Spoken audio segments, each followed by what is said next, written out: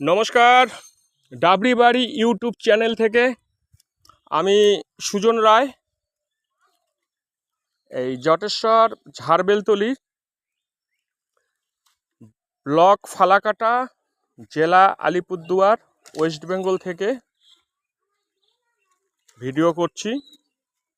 আমাদের গ্রামে গঞ্জে পাট কীভাবে, পাটের আঁশ কীভাবে বের করা হয় সেটা আমাদের গ্রামের এই দাদারা আছে, বৌদিরা আছে, এনারা কাজগুলি করছেন। আপনারা সবাই দেখুন এবং সবাইকে দেখার জন্য ভিডিওটি শেয়ার করবেন।